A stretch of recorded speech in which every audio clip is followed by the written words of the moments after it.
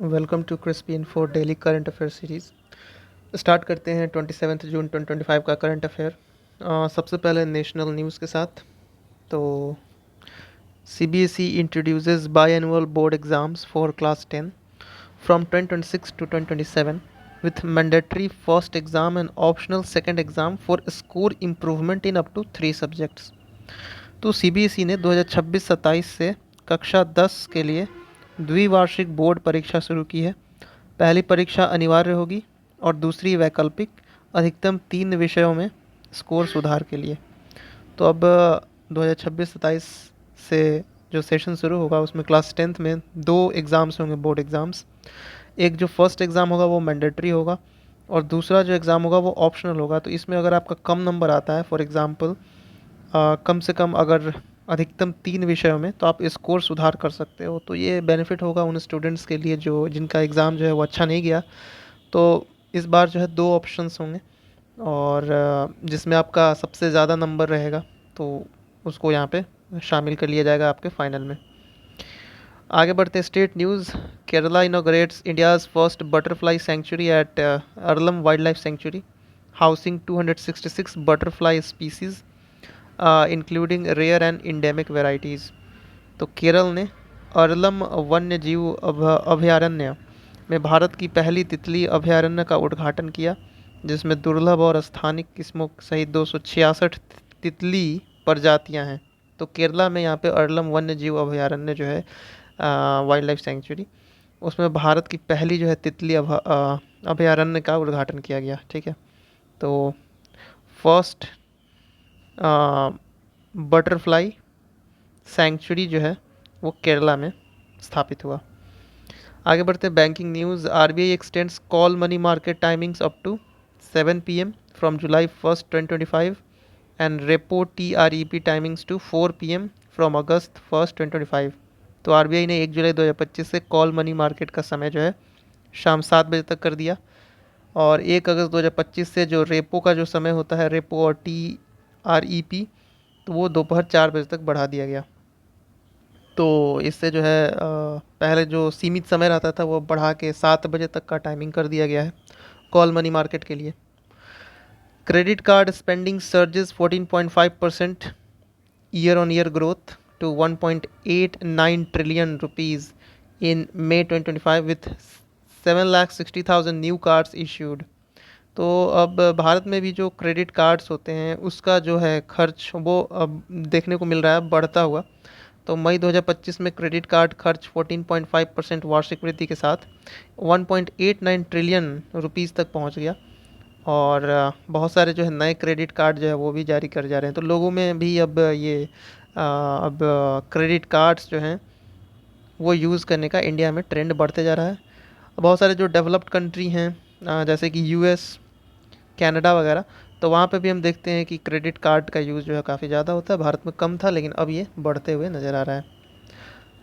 IMF recognizes India's UPI model as blueprint for digital payment.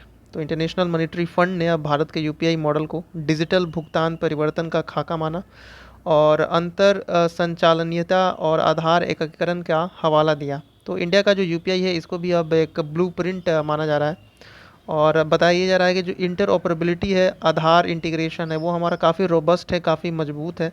तो इसको बाकी देश जो है वो अपनाएं। तो इंटरनेशनल मॉनेटरी फंड ने भी इसको रिकॉग्नाइज़ किया है, इसको माना है और बोला है कि ये एक ब्लूप्रिंट हो सकता है डिजिटल पेमेंट का पूरे विश्व के लिए।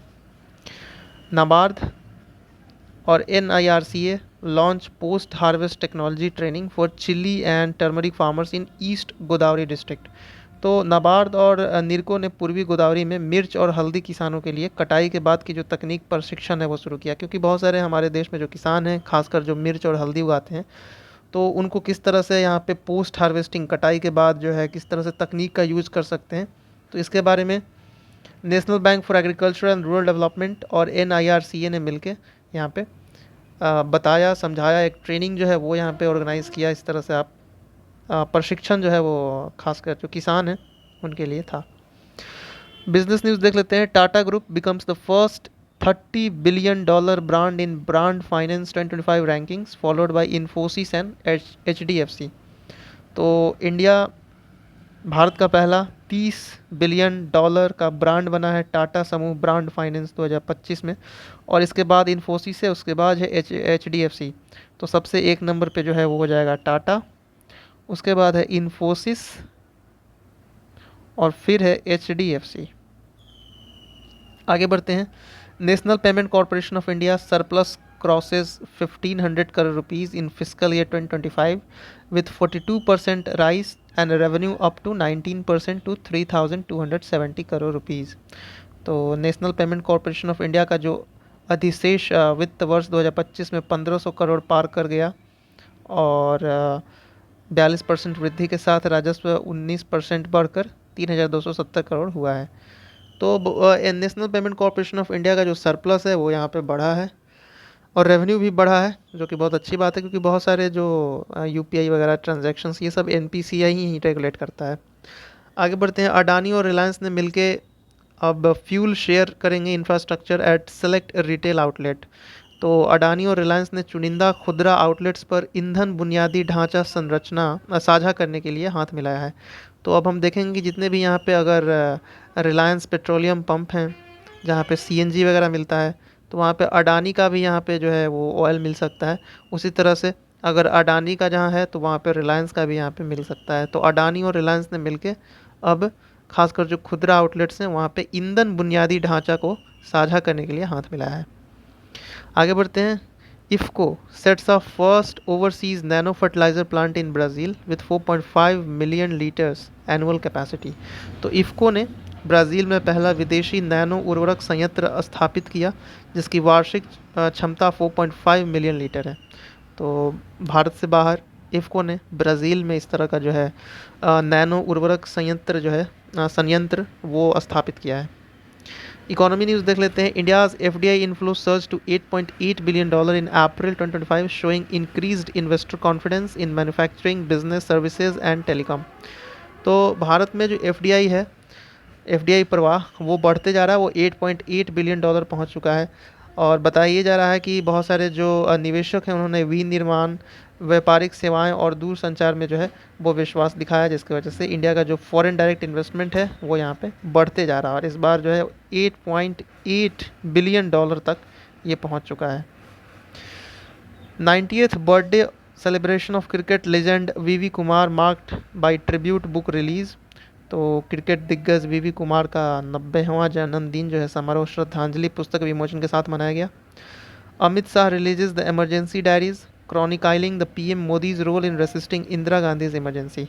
तो अमित शाह ने द इमरजेंसी डायरीज करके एक रिलीज़ किया है बुक, जिसमें बताया गया है कि इंदिरा गांधी के आपातकाल के समय जो पीएम मोदी की भूमिका क्या थी। तो पीएम मोदी उस समय क्या कर रहे थे जब इमरजेंसी इंडिया में लगा हुआ था, तो इस पुस्तक में बताया गया है। 1975 में जो इमरजेंसी लगा था, 25 जून 1975। World Meteorological Organization climate report आया है, और it warns Asia warming at twice the global rate with record heat, sea level rise and extreme weather. तो डब्ल्यूएमओ ने जलवायु रिपोर्ट चेतावनी देते हुए कहा है कि एशिया का जो वैश्विक दर से दोगुनी गति से गर्म हो रहा है, दोगुनी गति से 2 टाइम्स जो वार्मिंग है हमारा वो यहाँ पे 2 टाइम्स है। 2024 में रिकॉर्ड गर्मी दर्ज किया गया था, समुद्री जल स्तर में भी वृद्धि हुई थी, और चरम मौसम देखा गया था। तो आने वाले समय काफ़ी ज़्यादा यहाँ पे जलवायु परिवर्तन से रिलेटेड ये न्यूज़ है, और काफ़ी ज़्यादा प्रॉब्लमेटिक हो सकता है। AICF launches top national players stipend scheme TNPSS with 60,000 to 1.5 lakh quarterly support to 78 young chess players across under 7 to under 19। तो ऑल इंडिया चेस फेडरेशन ने top national players stipend scheme शुरू किया है। इसमें जो अंडर 7 से under 19 श्रेणी के जो खिलाड़ी होते हैं, खासकर जो युवा शतरंज खिलाड़ी, उनको यहाँ पे 60,000 रुपये से लेकर 1.5 लाख तक त्रैमासिक सहायता मिलेगा। ठीक है, तो क्वार्टरली ये जो है, मंथली नहीं है, क्वार्टरली जो है इस तरह का उनको स्टाइपेंड मिलेगा अगर आप अच्छा परफॉर्म कर रहे हो। तो top national players stipend scheme जो है वो चेस से रिलेटेड स्कीम है, वो निकाला गया है कि जो भी बेहतर प्लेयर अगर चेस में परफॉर्म कर रहे हैं तो उनको यहाँ पे स्टाइपेंड मिलेगा। India host ICCON 2025 at Wildlife Institute, Dehradun from June 25 to 27 with 500 plus delegates focusing on biodiversity conservation and tech bridge wildlife innovation.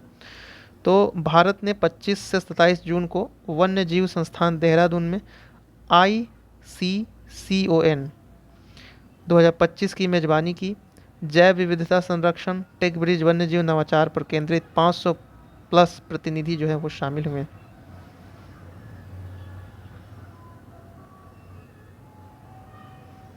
आगे बढ़ते हैं। Rinku Singh to join the UP education department as district basic education officer under international medal winner direct recruitment rule. तो रिंकू सिंह जो कि एक famous cricketer हैं, इन्होंने अंतर्राष्ट्रीय पदक विजेता प्रत्यक्ष भर्ती नियम 2022 के तहत यूपी शिक्षा विभाग में अब जिला मूलभूत शिक्षा अधिकारी के रूप में शामिल होंगे। तो अब ये जो है गवर्नमेंट सेक्टर में देखने को मिलेगा इनका रोल। रिसेंटली इनकी शादी भी हुई है और आप कमेंट में बताइए कि इनकी शादी किससे हुई है। और आगे बढ़ते हैं। Science and technology news. India's first quantum computing valley to launch in Amaravati by January 2026 in collaboration with IBM, LTI Mindtree and TCS। तो जनवरी 2026 तक अमरावती में भारत की पहली क्वांटम कंप्यूटिंग वैली शुरू होगी। ठीक है, क्वांटम कंप्यूटिंग से रिलेटेड ये न्यूज़ है और IBM, LTI Mindtree और TCS के सहयोग से ये शुरू होगा। तो बिल्कुल इंडिया क्वांटम कंप्यूटिंग के ऊपर काम कर रहा है और आने वाले समय में अभी रिसेंटली हमने देखा भी था कि क्वांटम कंप्यूटिंग में बहुत सारा अचीवमेंट्स हासिल किया जा रहा है। तो आने वाले समय में क्वांटम्स का जो है वो जो उपयोगिता है वो बढ़ते जाएगा और इस तरह के जो न्यूज़ है हमें ध्यान रखना है। China detects 2 new bat viruses with potential to infect humans similar to deadly Nipah and Hendra viruses raising the public health concerns. तो एक बार फिर से चाइना में दो नए बैट वायरस का पता लगाया गया है जो मनुष्यों को संक्रमित करने की क्षमता रखता है। घातक निपाह और हेंड्रा वायरस के समान है, बिल्कुल सिमिलर है उन्हीं के जैसा। और सार्वजनिक स्वास्थ्य चिंताएं जो है वो यहाँ पे बढ़ चुकी है। तो एक बार फिर से चाइना से बैड न्यूज़ आ रहा है कि 2 जो है बैट वायरस जो है वो डिटेक्ट किया गया है और ये ह्यूमन को इन्फेक्ट कर सकता है। तो ये बहुत ही चिंताजनक बात है। So thanks for watching. Please like, subscribe and share.